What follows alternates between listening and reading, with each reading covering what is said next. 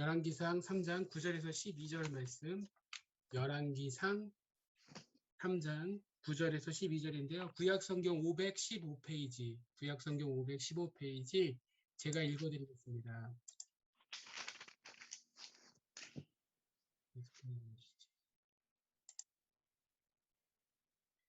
제가 읽어드리겠습니다. 누가 주의 이 많은 백성을 재판할 수 있사오리이까? 듣는 마음을 종에게 주사 주의 백성을 재판하여 선악을 분별하게 하옵소서. 솔로몬이 이것을 구하매 그 말씀이 주의 마음에 든지라. 이에 하나님이 그에게 이르시되 내가 이것을 구하도다.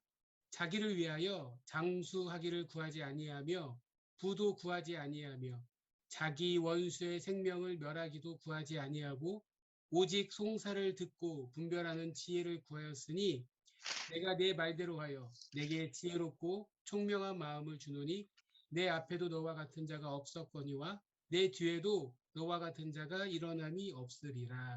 아멘. 오늘 우리가 읽은 이 본문은 우리가 잘 아는 본문이죠. 하나님께서 밤에 솔로몬에게 나타나셔서 내게 구해라. 내가 네 소원을 들어주겠다.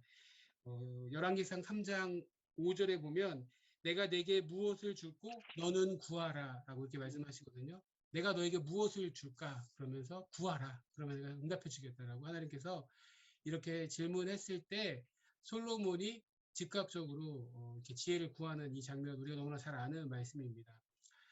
누군가 그런 능력이 있는 또 하나님께서 저와 여러분에게 만약에 소원을 들어줄 테니까 말해보라라고 이렇게 질문하신다면 여러분 즉각적으로 대답할 만한 대답이 즉각적으로 대답할 만한 소원이 여러분에게 있으십니까?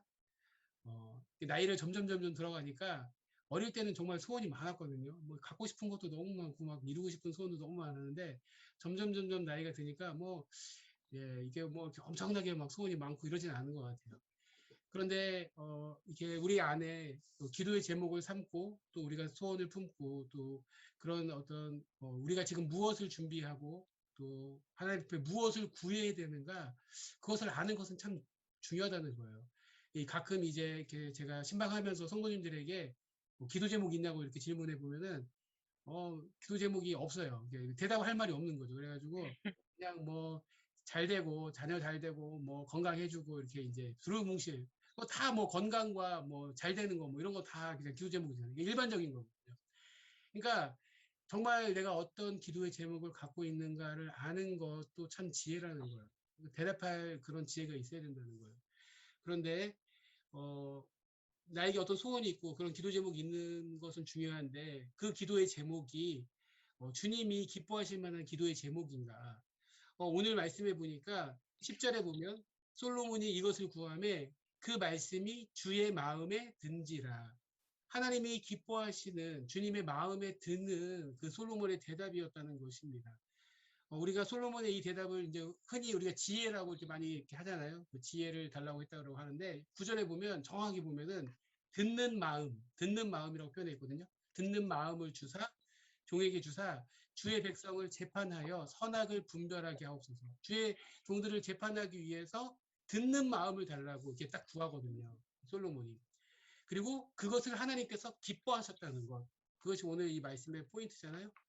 하나님께서 그것을 기뻐하셨고 그래서 오늘 우리가 읽은 본문 11절 12절에는 하나님께서 직접적으로 그 솔로몬의 이 대답을 기뻐하시면서 하시는 말씀이 뭐예요? 네가 너 자신을 위해서 장수를 구한 것도 아니고 부를 구하지도 않고 원수의 생명 멸하는 것도 구하지 않고 오직 송사를 듣고 분별하는 지혜를 구했다.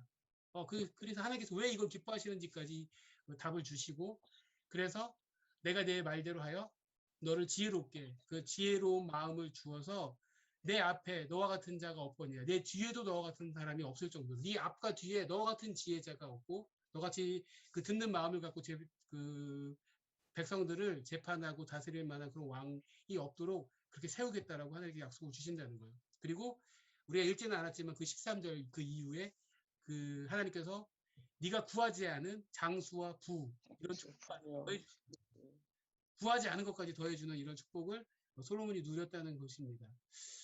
그러니까 오늘 이제 이 말씀을 통해서 우리가 첫 번째로 좀 도전하고 싶은 것은 우리가 구해야 할 것을 아는 지혜가 필요하다는 거예요. 구해야 될 것을 알아야 돼요. 그러니까 우리가 지금 하나님 앞에 무슨 기도 제목을 갖고 어떤 소원을 갖고 하나님 앞에 기도해야 될 것인가. 그냥 다 잘 되고 그냥 뭐 건강하고 부하고 뭐 자녀 잘 되고 건강하고 이제 당연히 기도 제목이겠지만 좀 더 하나님 앞에 어떤 기도 제목 무엇을 구해야 될 것인가 아는 지혜가 저 여러분의 있기를 소원합니다. 자녀들이 학창 시절에 보면요, 사달라고 하는 거 보면은 별로 이렇게 쓰잘데기 없는 걸 이렇게 그걸 그렇게 사달라고 하는 경우가 있어요. 예. 뭐 핸드폰 같은 경우도 뭐 물론 있으면 좋겠지만 오히려 그것이 독이 돼서 더 안 좋아지는 경우도 있잖아요. 예. 핸드폰 좋은 거 사줘서 뭐 얘가 잘 쓰면 좋겠지만 오히려 그것 때문에 뭐 게임에 빠지거나 뭐 아니면 뭐 그거에 시간을 낭비하면서 공부해야 되는데 낭비하거나 별로 필요하지 않고 본인에게 도움되지 않는 것들을 구하는 자녀들이 어린아이들이 얼마나 많아요. 청소년들이 얼마나 많습니까? 그런데 이렇게 어리석은 아이들과 같이 혹시 우리가 그렇게 하나님 앞에 어리석은 것을 구하고 있는 것이 아닌가 점검해보고 생각해 보아야 된다는 거예요. 우리도 그럴 수 있다는 거예요. 예, 우리가 막 이제 뭐 부를 구하는데 오히려 그 부가 더 축복이 아니라 오히려 저주가 될 수도 있고요. 우리가 준비되어 있지 않다면 그렇다는 거예요. 뭐든지 마찬가지. 오히려 잘 되는 것 같은데 잘 되는 것이 오히려 실패와 멸망하는 첩병이 될 수도 있다는 거예요. 그렇기 때문에 하나님 앞에 우리가 무엇을 구해야 될 것인지 그것을 분별하고 또 그래서 오늘 하나님께서 주님의 마음에 든지라 그 솔로몬의 대답이 주님의 마음에 들었다고 평가하셨던 것처럼 그렇게 주님의 마음에 드는 기도의 제목을 갖고 기도하고 하나님께 부르짖을 수 있는 주의 종들 저 여러분들이 될 수 있기를 소원합니다. 그러니까 우리가 무엇을 구해야 될지 그것을 아는 것이 참 지혜라는 것 첫 번째고요. 두 번째는 오늘 솔로몬이 구했던 이 기도의 제목 듣는 마음을 위해서 좀 기도했으면 좋겠어요. 듣는 마음이 너무너무 중요해요. 여러분 잘 들으면은요 화가 나는 일도 화가 안 내도 돼요. 예, 화 안 내도 되고 그리고 잘 들으면요 싸울 일이 상당히 많이 줄어듭니다. 잘못 들어가지고 싸우고 잘못 들어가지고 화를 내는 일들이 굉장히 많아요. 우리가 많이 오해하고 또 혼자 잘못된 생각을 할 때가 많이 있다는 거예요. 이제 제가 이제 남아공에서 살지 않았습니까? 이제 외국에 살면 이제 영어로 이제 소통할 일들이 있잖아요. 그런데 이제 우리 목사님들이 이렇게 현지에서 살다 보면 저뿐만 아니라 다 이렇게 가끔 현지인들이랑 이렇게 좀 소통에 문제가 돼가지고 화가 나거나 이렇게 좀 분쟁이 생기거나 싸울 일들이 생기더라고요. 왜냐면 이게 뭔가 약간 오해가 생겨가지고 그렇게 기분이 나쁠 일들이 생기더라고요. 얘가 날 무시하는 게 아닌가 막 이제 이게 얘기를 하다 보면 그런 일들이 생기더라고요. 근데 그게 대부분 많은 경우가 뭐냐면요. 잘 못 들어서 그래요. 잘못 들으면 오해를 하게 돼요. 이 듣는 마음이 굉장히 중요해요. 잘 들어야 돼요. 그래야 잘 들으면 여러분 우리 인생에 어떤 여러 가지 분쟁과 꼬여 있는 것들이 풀릴 일들이 굉장히 많이 있다는 거예요. 잘 들어서 그 분별해야 돼요. 잘못된 것 정보를 듣고서 잘못된 것을 받아들이면 여러분 실패하게 된다는 거예요. 그러니까 지혜가 필요해요. 그러니까 잘 듣고 그래서 분별해야 돼요. 그 듣는 대로 다 그걸 반응하고 아 이게 맞나 보다라고 따라가면 망합니다. 세상 사람들 하는 말 다 듣고 나가면요 여러분 잘못될 수 있어요. 예.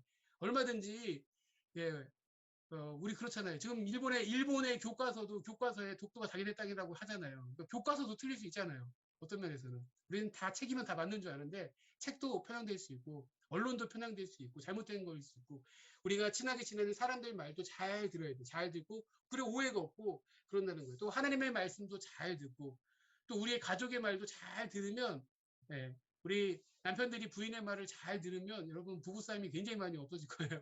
잘 들으면.